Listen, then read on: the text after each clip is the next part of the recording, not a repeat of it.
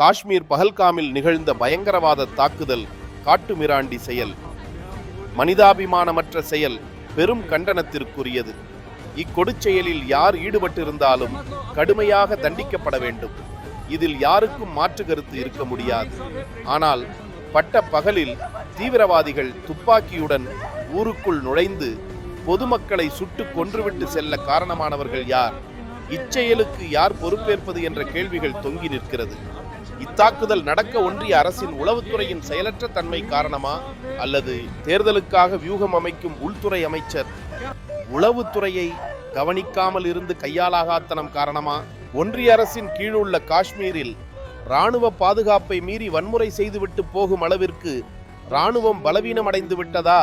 அரசு நிறுவனங்கள் பாதுகாப்புத்துறை மற்றும் உள்துறைகளில் பதுங்கி எதிரி நாட்டுக்கு உளவு பார்த்து கடந்த காலங்களில் தகவல் தந்து வந்த சங்கிகள் காரணமா?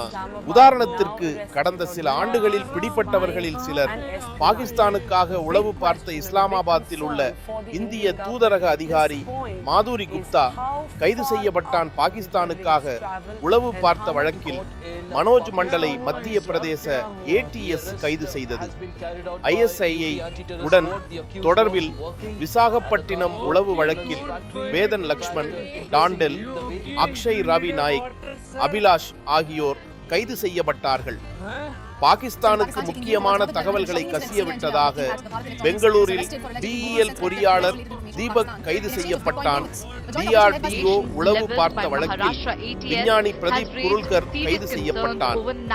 இராணுவத்தை உளவு பார்த்து ISIக்கு உதவியதற்காக பாஜக IT விங்கை சேர்ந்த துர்வ் சக்சேனா கைது என பட்டியல் நீண்டு கொண்டே செல்கிறது. இவை தாண்டி தற்போது நாட்டின் நிலவும் அரசின் மக்கள் விரோத போக்கை மடைமாற்ற மனித உயிர்கள் மூலம் ஆதாயம் தேட நினைக்கும் அரசியல் காரணமா? காரணம் எதுவாக இருந்தாலும் இத்தாக்குதலுக்கு ஒன்றிய அரசே பொறுப்பேற்க வேண்டும்.